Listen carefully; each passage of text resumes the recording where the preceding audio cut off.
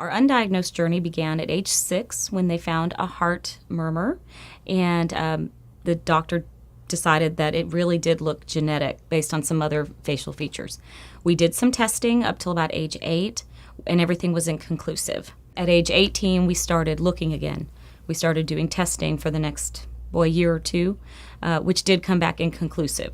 So she's 23 and continues to be undiagnosed for either the metabolic or mitochondrial disorder.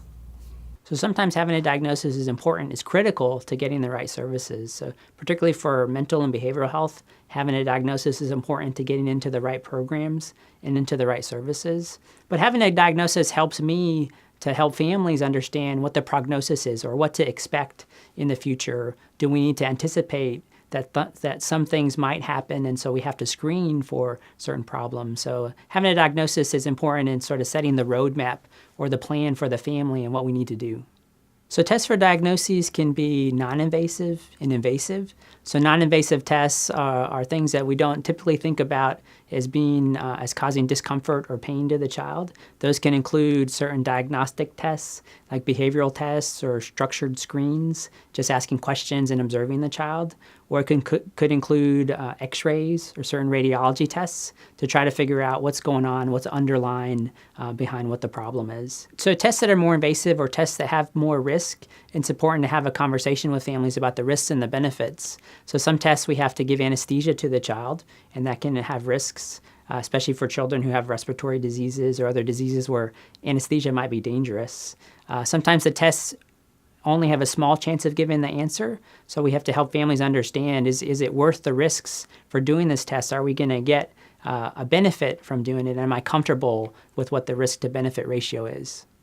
You know, the doctor says, okay, we suspect something. You go to the geneticist, they're going to take all this blood, and a lot of times you just don't understand really what's going on or what's taking so long. A lot of times parents, we're all kind of together on this journey not really knowing why it takes so long to get answers. I think the first couple times that happens, it can be very frustrating. And so you spend a lot of time on the computer, and you do talk to a lot of families and try to search and get in different studies. It really can wear on a family over time, and you definitely see that through a lot of our families who are undiagnosed.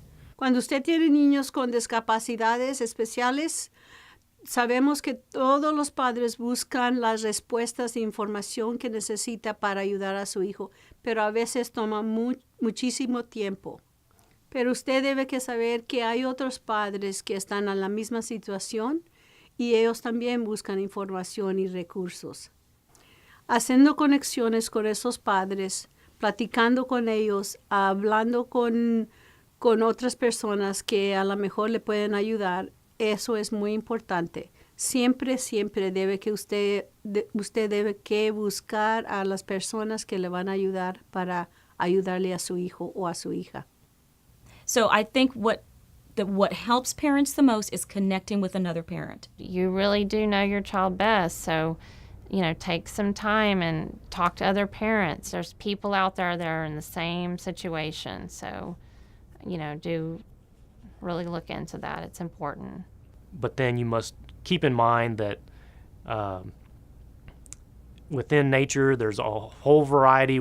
Everybody is very different on all different levels, and so we just have to take it that maybe we will not know exactly the story behind Blake. We may not understand why that he's challenged the way he is. We may not understand that. If they want to keep searching and searching, then that's fine. But yeah, I think the overall message is it's okay to take a break. Just because you're taking a break doesn't mean you're quitting. Taking a break means that maybe we should be focusing on what's more important in front of us at the moment.